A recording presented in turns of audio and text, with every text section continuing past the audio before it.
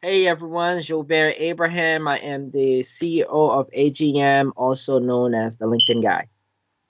How did you get to be known as the LinkedIn guy? Funny story, my friend. So my name Julbert has been extremely hard for a lot of folks to pronounce since it's French. When I first started the company back in 2013, I'll introduce myself as Julbert. I do LinkedIn, and folks were like, "Well, the guy that do LinkedIn," and another guy said, "The LinkedIn guy," and it just kind of stick. So everyone just started calling me the LinkedIn guy because it's easier to say than my name. I sometimes have difficulty convincing my students that they should spend more time optimizing their LinkedIn profile and paying attention to it. Help me convince them. Oh, that's very simple. If they're planning on getting a job or getting internships or getting mentorships, LinkedIn is the place to go. There's 550 plus million professionals worldwide. And guess what? If you're planning to apply for a job, most of those employers gonna go and look at your LinkedIn profile first before they do anything. So it has to be up to par. And that's one of the best way that employer will learn about you before they even contact you. They'll Google you, and that's one of the first thing that pop up. Are there a couple of starter tips that everybody should know about LinkedIn? Absolutely. I'm gonna give you about four different starter tips to kind of get people up and running. The very first one is, since LinkedIn is a professional profile, you gotta have a professional headshot. It can be a selfie. Selfie is a no go, and it can be something where you crop somebody else or cut the other person out the picture. Don't want to do that. So that's number one. Number two is, a lot of people neglect that one, but I think your background picture. So you have your headshot and then the background photo from there. That really help your profile stand out from the masses. So you don't want to just keep the LinkedIn default blue in the background. You want to bring it out. That's very important. Then the third tip is your LinkedIn summary section. Even if you're a student or you're a professional, you want to definitely dive deep into the summary section and talk about the value that you bring, because that's what really gonna put you aside from everybody else. Since a lot of people don't do their summary section, by having a really detailed summary talking about your skill sets, your capabilities, you're able to set yourself apart from the masses. And then the last piece that I think a lot of people always neglect is the recommendation. So LinkedIn allow you to be able to ask for recommendation, ask your professors, ask your colleagues, ask your past employers for recommendation, because that create more credibility to your profile. So these four tips could get you up and running very fast. It's as serious, isn't it, as essentially your online resume? I agree 100%, my friend. I mean, nowadays, sometimes folks don't even want to look at your resume. They want to see your LinkedIn profile first. So what's your LinkedIn? I want to check them out. They want to see how active you are on LinkedIn, how are you engaging in the social conversations. And they want to go beyond just what they see on a resume, because everybody could put a resume and just kind of buff it up a bit, but the LinkedIn sometimes tell the real story. Is it worth having LinkedIn professional, and if so, why? It varies based on what you're looking to do. If you just want to create a profile just to have a small presence, if somebody Google your name and that's all they see, that's okay. But if you really want to take it to the next level and really start using LinkedIn to the best of its capabilities, then yes. And I think before you even do that, I want folks to think about developing a plan that works for you. So have a goal in mind on what you're looking to achieve with LinkedIn, so that it becomes a tool that you can use. You're not just using it because someone said, hey, need to get on LinkedIn. You create a profile and just leave it there and don't do anything with it, you know? I like that because the class that I teach and an area I work in is social media measurement and management. We talk a lot about being strategic in Yeah, general with social media, and you're saying we really need to be strategic specifically as well. absolutely.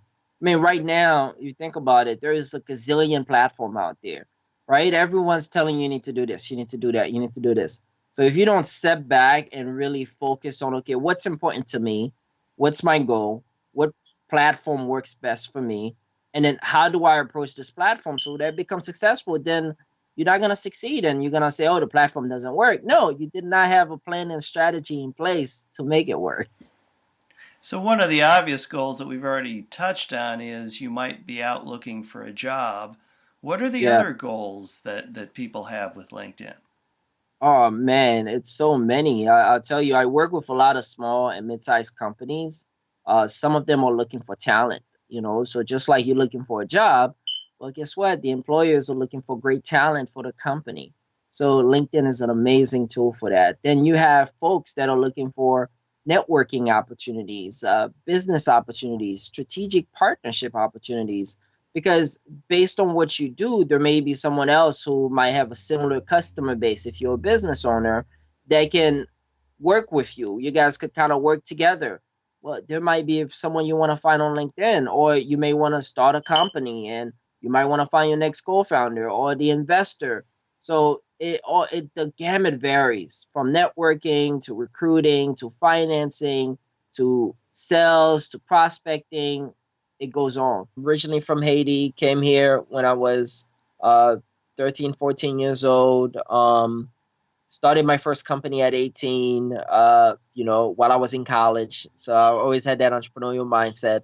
And then after I graduate, work at different companies and then got laid off in 2011. And so I won't be go homeless or get kicked out of my home. I use LinkedIn to find my first client, and I picked up the entrepreneurship thing again. And then back in 2013, started this company that I have now. In addition to teaching at a college, etc. So yeah, so I think my story, I'm hoping it helps someone else. It doesn't matter where you're from. If you have a goal and a vision, you can just go out there and make it happen. One of the interests I have is in data. Have you looked at the data that one can derive from tracking in LinkedIn? Yeah, it's a few different data points that you could focus on. Some of the I'll give you two example, right? You have your profile, someone looking at your profile, so you could see who view your profile. You could look at the dashboard to see who look you up in the searches. And then you also have the other side of it when you're posting content. So you could see, who's reading your content. You could see where that traffic coming from. And then you also have the advertising side of it, where if you're posting an ad on LinkedIn, you could see who's clicking through it. So there's a lot of different data points on the platform based on exactly what are you doing, and you could use that as a way to measure yourself on LinkedIn. And a really good tool that I always mention to folks is the social selling index, which is something that is free that anybody can get access to. You could just Google social selling index. It will give you a number that's between 0 to 100 on the strength of your LinkedIn profile, and it will measure just the profile, the insight, the relationships, the connectivity, and the activities that you're doing overall. And that number changes every day. So because of that, it puts you in a position where you could kind of see where you are compared to your network, compared to people in your audience, compared to people in your industry. So this is a really good data point that could kind of help you measure, where are you with everybody else. I think this is a good time of year too to kind of make an assessment and identify some key performance indicators and really set some new goals for 2018. I agree 100%, my friend. I just did a podcast with a colleague of mine where we spoke about, right now, the next 2, 3 weeks is the best time to even get a refresher. If you haven't been using LinkedIn a lot, maybe go online, look up some YouTube videos, learn exactly how, what changes happen on LinkedIn, and update your profile.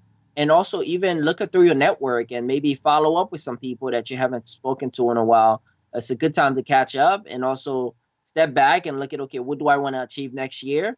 and kind of put a plan together for, the first 3 months, the second 3 months, and then now you have goals. So now you know when you're getting into 2018 that you know exactly what you're going to be doing to reach these goals. I think LinkedIn is interesting in a broader social media sense because, every time there is a new social media platform that's successful, it seems like Facebook wants to kind of emulate it Right. and take over. And it doesn't really seem like, even though they've added some professional information possibilities to your Facebook profile, that it's getting anywhere close to what LinkedIn has now become. That's a good question. I think both of them are two different animals, right? You have Facebook, the 2 billion user juggernaut, and the people that go when you go on Facebook, the mindset for Facebook is very different than the mindset for LinkedIn or the mindset for Instagram, because these different platforms, you thinking more, okay, I'm gonna check out on my friends, see what they're doing, maybe watch a few videos, get entertained, or maybe find someone in my network that can help me do this. While on LinkedIn, you're more focused on, okay, I'm either looking for work, or I want to educate myself on in my industry, or I'm looking to meet someone, or I'm just checking in to see what's going on with different folks that I'm connected to, where they're in their career. So it's more professional, and then Facebook is more friendly in terms of fun and entertainment kind of. So beside having those two different mindset involved, you know, I haven't seen Facebook try to say, "Hey, I'm gonna purchase LinkedIn." I mean, Microsoft turned around and purchased it. I thought that was fantastic because you know investing $26 billion in this company because they see value and see where they can take it. The platforms are a bit different, and I think LinkedIn 90% of people haven't even realized the full potential of the platform yet. So I still think LinkedIn is not even at its peak yet. And it's been around for 15 years. It's really one of the oldest social networks. Oh, yeah. Oh, yeah. Since like 2001. So it's been around for a while, but it had evolved over time, right? Like right now, one of the most recent thing is native videos because we are in the age of video. Everybody want to see everyone. And they've done a really good job slowly evolving over time. And I think that that's what makes the platform so exciting because they're not just a job searching platform anymore. They have a publishing they're more of a publishing platform or educational and networking platform and slowly evolve out of just what people knew there were. LinkedIn gives me feedback on what Yes, content is valuable, what isn't. And so I can really look to that for an effective way to get those posts out there. absolutely. And to measure your success as well, you know what's working because you're getting the feedback. So hey, okay, this post did better than that. Maybe I should talk more about these specific topics than this one. In my perspective, which might change down the line as the platform is changing and evolving, I think one of the LinkedIn biggest strength is the ability to allow anyone and everyone to publish content and allow us to educate ourselves while having access to folks from all over the world, right? The threats that I think there is that there are other platforms that are slowly coming up that business platforms. They're not where LinkedIn is yet, but LinkedIn has, I think, should start paying a small attention to them. A platform like Alignable, a lot of people don't haven't heard about it, but some have, and it has a lot of business folks that are navigating and gravitating toward that platform. And then I think the opportunity is huge in terms of I'm seeing more and more the audience is expanding where it's not just the baby boomers or Generation X, more Generation Y, more the millennial is getting more involved with LinkedIn, especially now with video. I think that really kick it up a notch, and I can't wait to see next year or so. I'm hoping that there include videos into the advertising platform where when you do ads, you could actually do ads with videos and be very targeted and even be more targeted with the ads platform as well, where you're able to get more specific in terms of who you're looking for, in terms of targeted per zip code. I think that is would be very exciting to see. Yeah, it would seem it's a fine line between wanting to have access to all this content, but also not creating so much clutter that it drives people away to other sites. I agree 100%. I mean, there are some things on LinkedIn, based on who's in your network that you're like, oh my God, this is all garbage. And yeah, because it's who you associate yourself with. But I think they're slowly doing their job in terms of allowing us to filtering certain content that we don't want to see. So I think that's a tool in the settings section that a lot of us can take advantage of. So we get more quality information because at the end of the day, we want to consistently educate ourselves, inspire, and go beyond connecting with people where we learn from another. I'm thinking a lot these days about what the impact of artificial intelligence will be on all of this, the role of chat bots, and also the fact that, verification of who we're communicating with is increasingly important. Does the LinkedIn profile play an important role in that process? I think it does, but I think LinkedIn is also in the back end. I mean, I don't know if you notice, even with the messenger, where now they're giving you those artificial intelligence suggestion message to allow you to reply quicker. So I think they're slowly moving into the AI route. And then in terms of profile identification, they have a few things in the setting to kind of identify if you are who you really are. But what I would love to see is being able to do something similar to the app, the iPhone X, where you can scan your face and it could really say, okay, you are who you are. That will be pretty cool to see down the line. To just the verification, so you're not dealing with a fake profile because there are folks that put those out there. It Oh doesn't yeah, seem I like mean, LinkedIn, it seems like it would be more incremental with LinkedIn to get it right. yeah, I mean that's one thing I love. I mean, I'm glad you mentioned that with LinkedIn. They don't move as fast as everyone else, but when they're moving, they're moving a little bit of slowly, but they're getting it right because they're moving a little bit slower. Sometimes we don't like it because we're like, oh my God, why LinkedIn doesn't have this or that. But it's kind of like they're slowly moving in the directions where we want them to go. So that's definitely something I'm expecting that they'll do and take advantage of in terms of creating more profile identification tools so that, we have right quality of people while also improving the UX UI design so that the platform is staying updated with time because as time is changing we always got to keep improving those design because the technology is changing so fast. I mean, what we're seeing now wasn't the same a year or 2 year ago. So even though they did an update this past year, they may need to upgrade again the UI this coming year. So that's where I think the opportunity is. Believe it or not, social media is still at its infancy, right? So it's a baby that is slowly growing, right? So, back in 2004, 5, 6, it was the birth of the baby.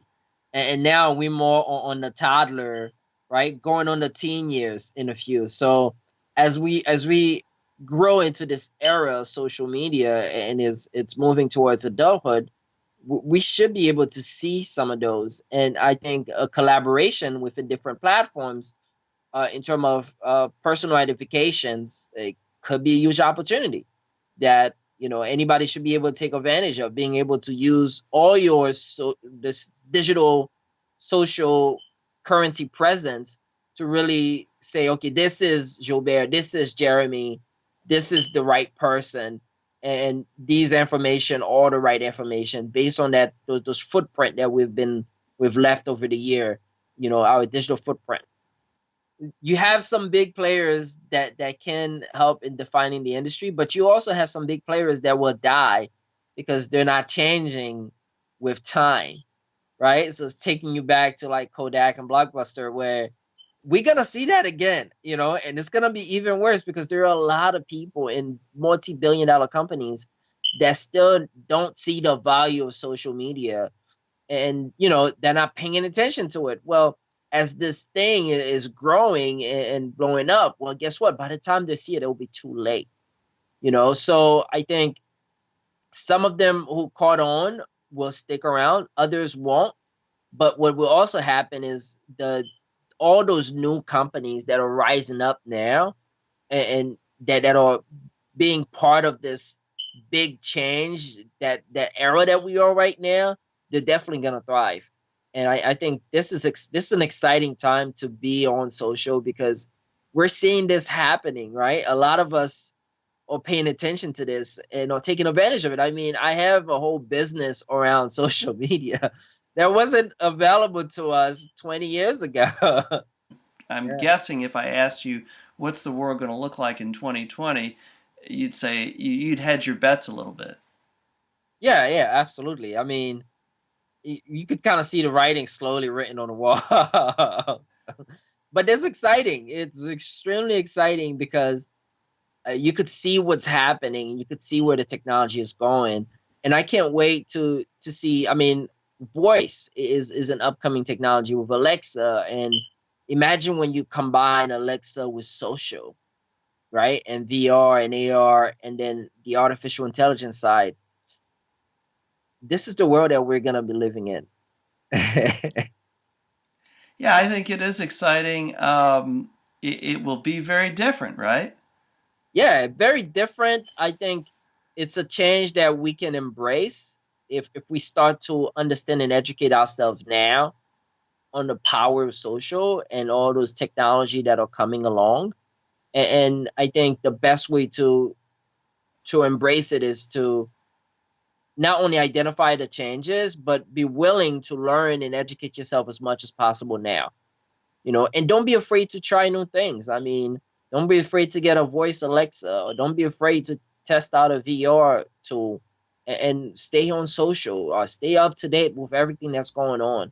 So you're ready and you're part of the change. You're not left behind because it's gonna happen extremely quick. What is your take on the importance of being an innovator? You've already described a lot of change that's coming down the Yes, road. I think it's also in my entrepreneurial perspective. It's opportunity, right? So innovation create opportunity, create helping us solving world problems. At the end of the day, right? Mark Zuckerberg wanted everyone to be connected, so he created Facebook. So you got to think the way I see it is these innovation. I see it as how can I leverage some of these technology to solve problems that we have in our world right now, and hence creating opportunities as a business owner or creating business opportunities where I can grow a business, offer a service, solving a problem, hiring people, and really making a change in the world. It would seem Yes. that that makes for a lot of opportunity in every local community. Oh, yes. Oh, yes, absolutely. And I think that we're heading more and more toward that way where you have kids that are getting out of college and they don't want to work for anybody. They want to start their own business. I mean, I have a friend of mine who just graduated last week. And I said, so what are you doing? What are you going to be doing? He said, I'm starting a company. I'm going to be doing a transportation company and we're going to work with the city. I'm like, wow, really? Like, yeah, I don't want to work for anyone else. So we're getting into that gig economy where everyone is looking to work for themselves and build their own and create their own. And also, that's what's helping us survive for now. Do you have any favorite entrepreneurs that you follow or people who've really influenced you in your business? Yes, I have a few. One is actually my dad in Haiti. He didn't get a job. He has his own business, so he was an entrepreneur. Like a lot of my Haitian family and friends I've seen, back at home, they didn't have jobs. They were business owners or entrepreneurs, and they had to make a living, so they had to do something because there weren't a lot of job opportunities. So he's really good one that I follow a lot. Some of the most popular one that folks knows, and I actually had a chance to see one of them speak, is Richard Branson. I love his take on taking action and going out there and making things happen. So I love that. I love his entrepreneurial spirit. So I had a phenomenal chance to see him speak live. That was fantastic. Another gentleman that I like, and I think he's pretty cool in terms of big ideas, is Elon Musk. I think this man, he goes beyond what everyone else think, and I really like that about him. So these are some of the ones that I follow and admire. There are others that are my mentors throughout college, that I still admire and speak to today. So it sounds like you would tell students and others, think big. Oh yeah, think big, fail fast, learn from it.